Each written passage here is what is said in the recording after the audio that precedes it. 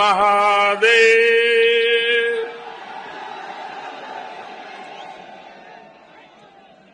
त्रिलोचन महादेव की,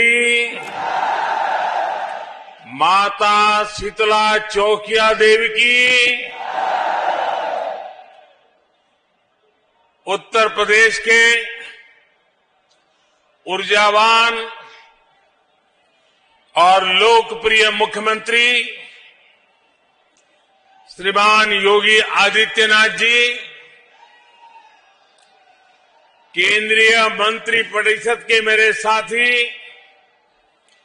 doctor Mahendra Pandey ji, UP सरकार में मंत्री श्री अनिल राजभर जी, नीलकंठ तिवारी जी, रविंद्र जायसवाल जी, संसद में मेरे साथी श्री बीपी सरोज जी, श्रीमती सीमा द्विवेदी जी, विधानसभा और विधान परिषद के सभी माननीय साथीगण, बनास डेयरी के चेयरमैन श्री शंकर भाई चौधरी और विशाल संख्या में पधारे हुए मेरे प्यारे किसान भाई और बहनों,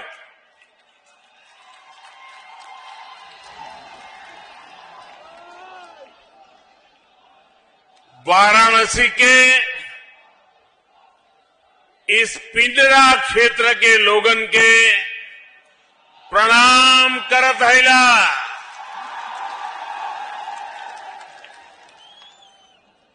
पड़ोस के जिला जौनपुर के सब बंधु एवं भगिनी लोगन के भी प्रणाम। आज वाराणसी और आसपास का ये पूरा क्षेत्र एक बार फिर से पूरे देश, पूरे उत्तर प्रदेश के गांवों, किसानों, पशुपालकों के लिए बहुत बड़े कार्यक्रम का साक्षी बना है। आज का दिन इतिहास भी विशेष है और इसलिए भी विशेष है क्योंकि आज देश के पूर्व प्रधानमंत्री चौधरी चरण सिंह जी की जन्म जयंती है। मैं उन्हें आदरपूर्वक श्रद्धांजलि देता हूं।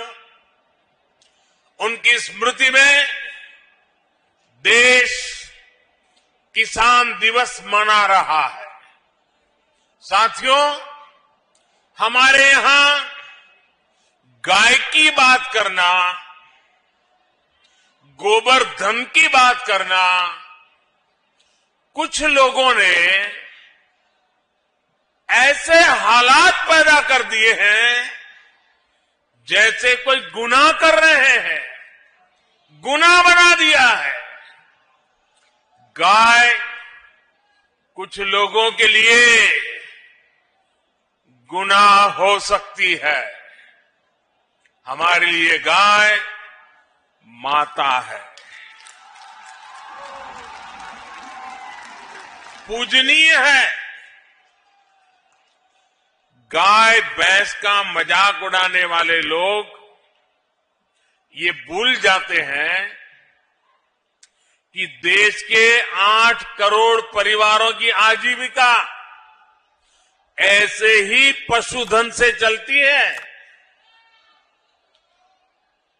इन्हीं परिवारों की मेहनत से आज भारत हर साल लगभग 8.5 लाख करोड़ रुपए का दूध उत्पादन करता है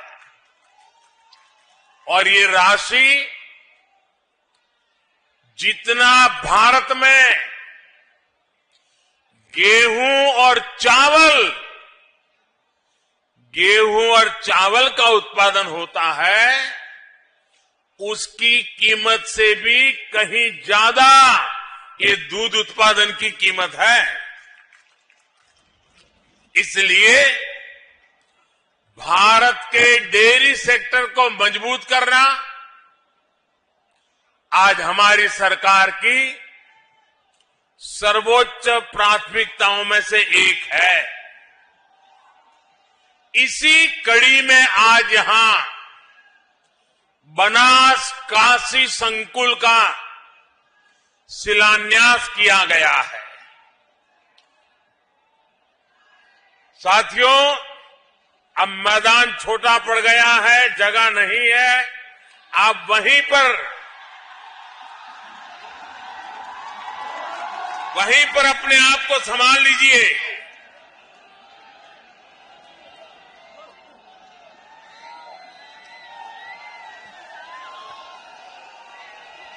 बनास डेयरी से जुड़े लाखों किसानों के खाते में करोड़ों रुपए ट्रांसफर किए गए हैं। रामनगर के दूध प्लांट को चलाने के लिए बायोगैस आधारित पावर प्लांट का भी शिलान्यास हुआ है। एक और महत्वपूर्ण बात हुई है जिसका सकारात्मक प्रभाव पूरे देश के डेयरी सेक्टर पर पड़ेगा। आज यहां दूध की शुद्धता के प्रमाण के लिए देश भर में एकीकृत व्यवस्था और उसका लोगो भी जारी हुआ है। डेयरी सेक्टर से जुड़े इन प्रयासों के अलावा आज यूपी के लाखों लोगों को अपने घर के कानूनी दस्तावेज यानी गरौनी भी सौंपी गई है। वाराणसी को और सुंदर, सुगम और सुविधा संपन्न बनाने के वाली 1500 करोड़ रुपए से अधिक की परियोजनाओं का लोकार्पण और शिलान्यास भी हुआ है।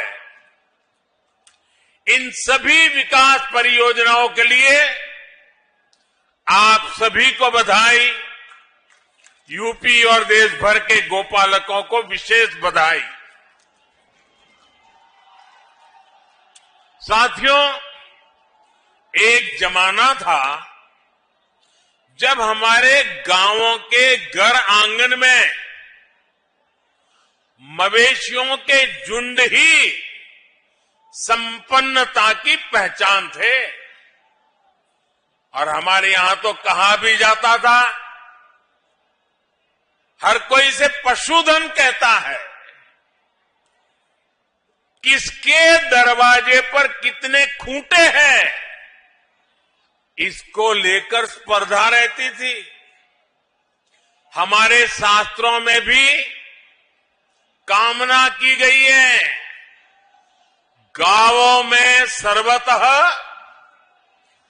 चैव गवाम मध्ये वसाम्यहम्, यानी गायें मेरे चारों ओर रहे और मैं गायों के बीच निवास करूं। ये सेक्टर हमारे यहां रोजगार का भी हमेशा से बहुत बड़ा माध्यम रहा है। लेकिन बहुत लंबे समय तक इस सेक्टर को जो समर्थन मिलना चाहिए था वो पहले की सरकारों में मिला नहीं। अब हमारी सरकार देश भर में इस स्थिति को बदल रही है। हमने कामधेनु आयोग का गठन किया, डेयरी सेक्टर के इंफ्रास्ट्रक्चर के लिए हजारों करोड़ रुपए का विशेष फंड बनाया है। हमने एक बहुत बड़ा अभियान चलाकर लाखों पशुपालकों को किसान क्रेडिट कार्ड की सुविधा से भी जोड़ा है। किसानों को अच्छी गुणवत्ता का चारा, बीज मिले, इसके लिए भी लगातार काम चल रहा है। पशुओं का घर पर ही इलाज हो, घर पर ही कृत्रिम गर्भाधान की व्यवस्था हो, इसके लिए भी देशव्यापी अभियान चलाया गया है। हमने पशुओं में फूट एंड माउथ डिसीज, खुरपका, मुंहपका के नियंत्रण के लिए भी राष्ट्रव्यापी टीकाकरण मिशन चलाया है। हमारी सरकार सिर्फ बच्चों का ही मुफ्त टीकाकरण नहीं कर रही, सिर्फ कोरोना वैक्सीन ही मुफ्त नहीं लगा रही, बल्कि पशुधन को बचाने के लिए भी अनेक टीके मुफ्त लगवा रही है। साथियों, देश में इन्हीं प्रयासों का परिणाम है कि 6-7 वर्ष पहले की तुलना में देश में दूध उत्पादन लगभग 45% बढ़ा है, यानी करीब करीब 1.5 गुना हुआ है। आज भारत दुनिया का लगभग 22% दूध उत्पादन करता है, करीब करीब 1/4। मुझे खुशी है कि यूपी आज देश का सबसे अधिक दूध उत्पादक राज्य तो है ही, डेयरी सेक्टर के विस्तार में भी बहुत आगे है। भाइयों और बहनों, मेरा अटूट विश्वास है कि देश का डेयरी सेक्टर, पशुपालन, श्वेत क्रांति में नई ऊर्जा, किसानों की स्थिति को बदलने में बहुत बड़ी भूमिका निभा सकती है। इस विश्वास के कई कारण भी हैं। पहला ये कि पशुपालन देश के छोटे किसान, जिनकी संख्या 10 करोड़ से भी अधिक है, उनकी अतिरिक्त आय का बहुत बड़ा साधन बन सकता है। दूसरा ये कि भारत के डेयरी प्रोडक्ट के पास विदेशों का बहुत बड़ा बाजार है, जिसमें आगे बढ़ने की बहुत सारी संभावनाएं हमारे पास है। तीसरा ये कि पशुपालन महिलाओं के आर्थिक उत्थान, उनकी उद्यमशीलता को आगे बढ़ाने का बहुत बड़ा जरिया है।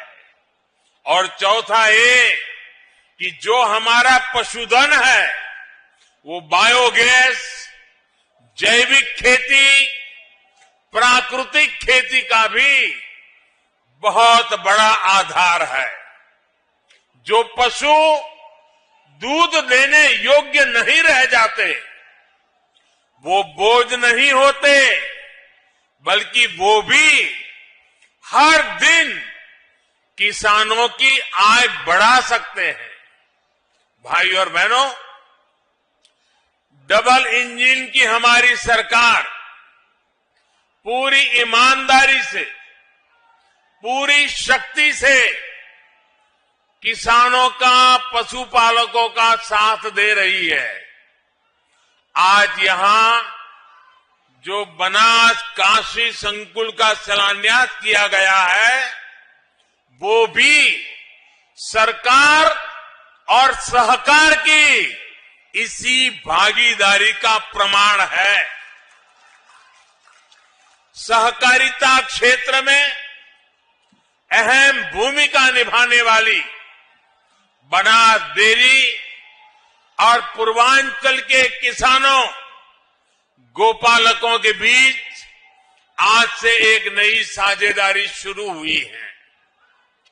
ये आधुनिक डेयरी प्लांट जब तैयार हो जाएगा तो पिंडरा ही नहीं, शिवपुर, सेवापुरी, रोहनिया और गाजीपुर, जौनपुर, चंदौली, मिर्जापुर, बलिया, आजमगढ़, मऊ जैसे जिलों के हजारों लाखों किसानों को इससे लाभ होगा। बनास, काशी संकुल की इसकी वजह से आसपास के अनेक गांवों में दूध समितियां बनेगी, कलेक्शन सेंटर बनेंगे और दूध के खराब होने की चिंता से मुक्ति मिलेगी। यही नहीं, यहां अच्छी नस्ल के पशुओं के लिए किसानों को मदद मिलेगी और पशुओं के लिए बढ़िया क्वालिटी का आहार भी उपलब्ध कराया जाएगा। दूध, दही, छाछ, मक्खन, पनीर के अलावा यहां आइसक्रीम और मिठाइयां भी बनेगी। यानी बनारस की लस्सी, छेने की एक से बढ़कर एक मिठाइयां, या फिर लौंगलता,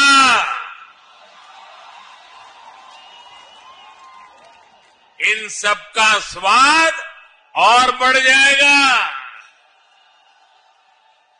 और वैसे अब तो मलइयों का मौसम भी आ ही गया है।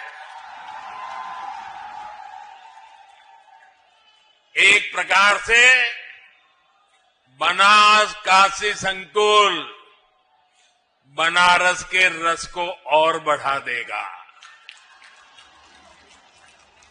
भाइयों और बहनों, आमतौर पर दूध की क्वालिटी की प्रामाणिकता को लेकर हमारे यहां बहुत उलझन रही है। दूध खरीदें तो कौन सा सुरक्षित है, इसकी पहचान सामान्य व्यक्ति के लिए मुश्किल होती है।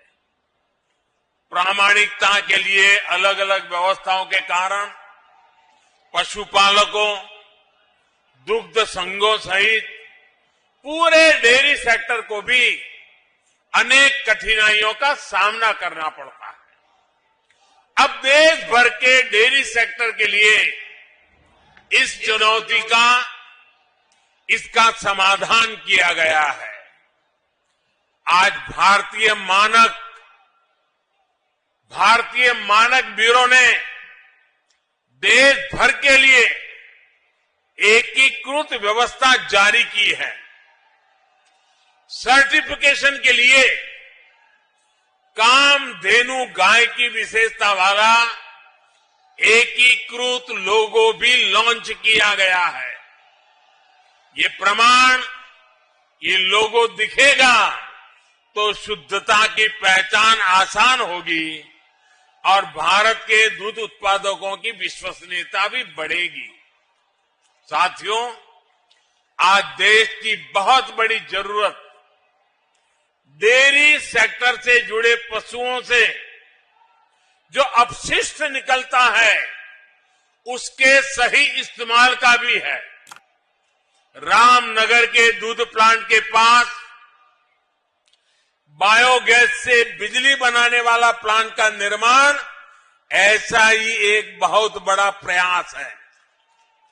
यह अपनी तरह की ऐसी परियोजना है जिसमें डेयरी संयंत्र की सारी ऊर्जा जरूरतों को बायोगैस प्लांट से ही पूरा किया जाएगा। यानी किसान न केवल दूध से बल्कि गोबर की बिक्री से भी कमाई कर पाएंगे। आमतौर पर किसानों को गोबर की जो कीमत मिलती है उससे ज्यादा कीमत पर ये बायोगैस प्लांट किसानों से गोबर खरीदेगा।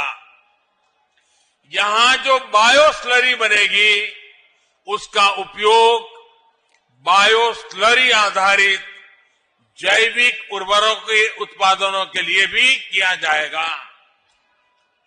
जो ठोस जैविक खाद बनेगी वो रासायनिक खादों की तुलना में काफी कम कीमत पर किसानों को उपलब्ध होगी। इससे जैविक खेती, प्राकृतिक खेती का भी विकास होगा और बेसहारा पशुओं की सेवा के लिए भी प्रोत्साहन मिलेगा।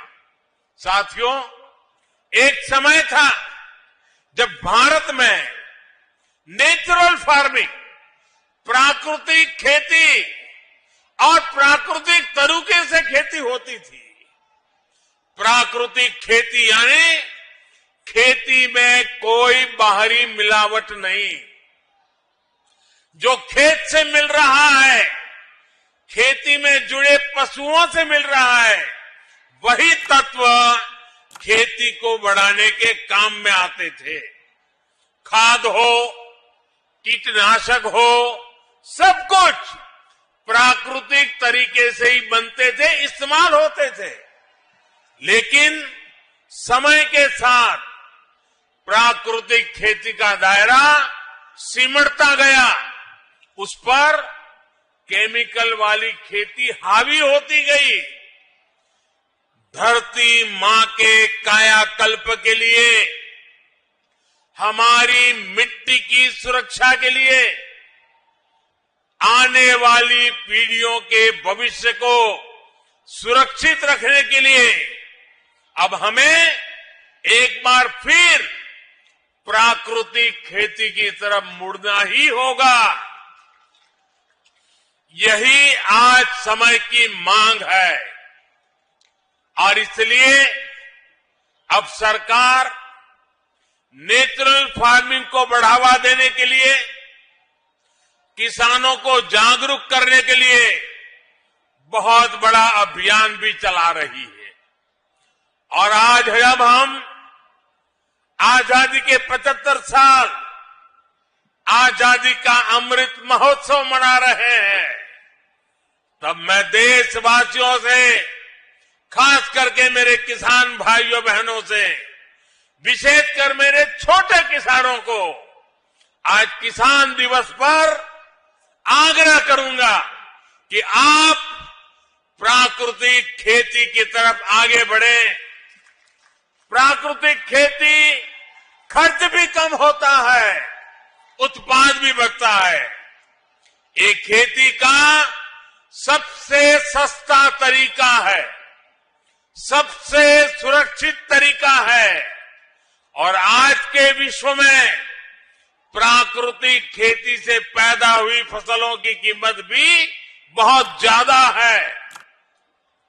ये हमारे कृषि सेक्टर को आत्मनिर्भर बनाने की दिशा में भी बड़ा कदम है। मैं देश के स्टार्टअप सेक्टर को भी, नौजवानों को भी कहूंगा कि नेचुरल फार्मिंग के आपके लिए अनेक नई संभावनाएं हैं। हमारे नौजवानों को, युवाओं को इसका पूरा लाभ उठाना चाहिए। अभी यहां मंच पर आने से पहले मुझे ऐसे कई युवा से मिलने का मौका मिला। सरकारी योजनाओं से जुड़ने से कितने बड़े साहसपूर्ण काम उन्होंने किए हैं, कितना बड़ा बदलाव उनके जीवन में आया है। मैं उसे सुनकर के बहुत ही आनंदित हुआ। योजनाओं के प्रति मेरा विश्वास और मजबूत हो गया। भाइयों और बहनों, गांवों को, किसानों को आत्मनिर्भर बनाने, उनको अवैध कब्जे से चिंता मुक्त करने में स्वामित्व योजना की भी बहुत बड़ी भूमिका है। मुझे संतोष है कि योगी जी के नेतृत्व में यूपी इसमें भी अग्रणी है। यूपी के सभी 75 जिलों में 23 लाख से अधिक घरौनी तैयार हो चुके हैं। इनमें से करीब 21 लाख परिवारों को आज ये दस्तावेज दिए गए हैं। अपनी घर की घरौनी जब हाथ में होगी तो गरीब, दलित, वंचित, पिछड़े को अपने घर पर अवैध कब्जे की चिंता से मुक्ति मिलेगी। पिछली सरकारों के दौरान अवैध कब्जों की जो प्रवृत्ति यहां पनपी, उस पर भी लगाम लगेगी। घरौनी मिलने से जरूरत पड़ने पर बैंकों से लोन लेना भी अब आसान होगा। इससे गांवों के युवाओं को रोजगार, स्वरोजगार के लिए माध्यम उपलब्ध होंगे। भाइयों और बहनों, विकास की जब बात आती है तो काशी अपने आप में एक मॉडल बनता जा रहा है। पुरातन पहचान को बनाए रखते हुए हमारे शहर नूतन काया कैसे धारण कर सकते हैं, ये काशी में दिख रहा है। आज जिन प्रोजेक्ट्स का लोकार्पण और शिलान्यास हुआ है, वो भव्य काशी, दिव्य काशी अभियान को और गति देंगे। काल भैरव जी समेत शहर के 6 वार्डों में जो पुनर्विकास काम है, 700 से अधिक स्थानों पर जो सीसीटीवी कैमरे लगाए गए हैं, उससे स्मार्ट और सुरक्षित सुविधाओं की तरफ बढ़ती काशी को और बल मिला है। महान संत पूज्य श्री रविदास जी की जन्मस्थली को विकसित करने का कार्य भी तेजी से चल रहा है। लंगर हॉल के बनने से यहां देश भर से आने वाले श्रद्धालुओं को बहुत सुविधा होगी। भाइयों और बहनों, आज वाराणसी के जो चौराहे सुंदर हो रहे हैं, सड़कें चौड़ी हो रही हैं, नए पार्किंग स्थलों का निर्माण हो रहा है, उससे शहर में ट्रैफिक जाम की स्थिति में बहुत सुधार हुआ है। ये जो वाराणसी कैंट से लहरतारा होते हुए प्रयागराज की तरफ हाईवे जाता है, इस पर कितना दबाव रहता है, ये आपसे अच्छा कौन जानता है। अब जब ये 6 लेन का ही हो जाएगा तो दिल्ली, आगरा, कानपुर, प्रयागराज से आने वाले यात्रियों और सामान ढुलाई सभी के लिए सुविधा होगी। यही नहीं, शहर के दूसरे क्षेत्रों के लिए भी अब आना जाना और आसान हो जाएगा। ये सड़क जिले के प्रवेश द्वार की तरफ विकसित होगी।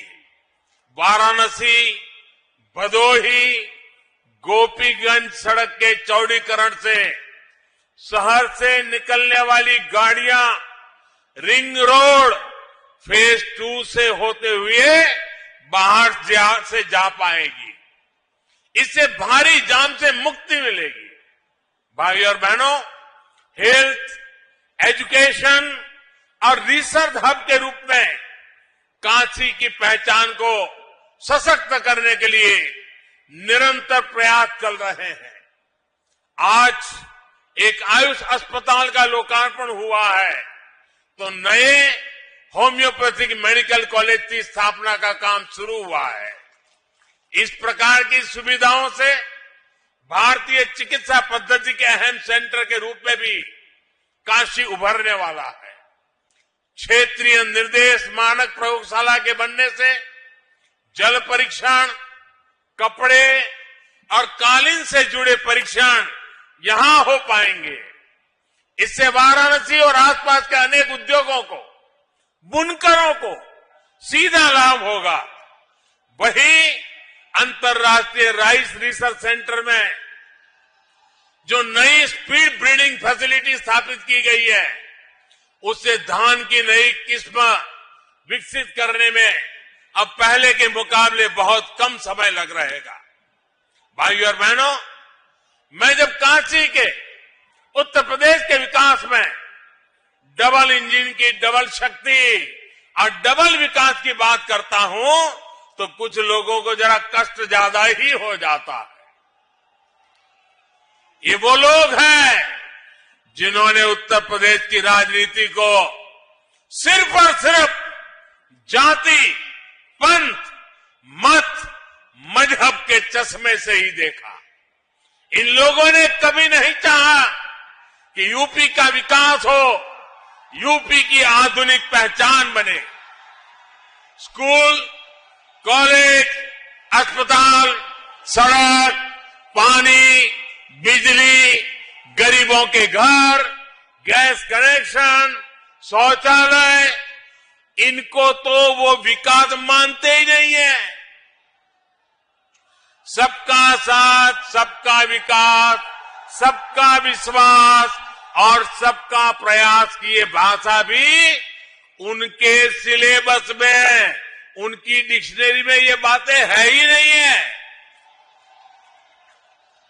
उनके सिलेबस में क्या है, उनकी डिक्शनरी में क्या है, उनकी बोलचाल में क्या है, उनकी सोच में क्या है, आप सब जानते हैं।